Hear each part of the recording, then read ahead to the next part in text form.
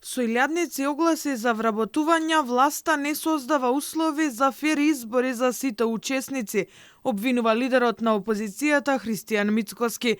Изборната трка не е со еднакви можности за сите, бидејќи власта со 1500 денари украдени државни пари подкупува гласачко тело, тврди Мицкоски, а стои празно и столчето на албанската опозиција во Државната изборна комисија. Се обидуваат со беден подкуп 1500 денари кои што и онака претходно ги покрадоа, ги изедоа да ги заложат граѓаните. Изборите од самиот почеток не се фер, гледате дека не го пополнуваат местото што и припаѓа на албанската опозиција во Државната изборна комисија.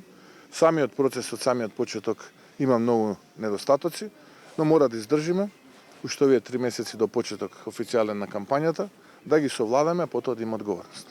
Предизборно политички партии од владеачкото мнозинство се со намера да се приклучат кон опозицијската коалиција, вели Мицкоски, но за тоа ќе одлучи комисијата на ВМРО ДПМН, која што во следниот период ќе се состанува со сите партии. Има сигнали, многу од партиите кои што се сега во власта, кои што биле во власта, покажуваат сигнали да се приклучат кон ВМРО ДПМН.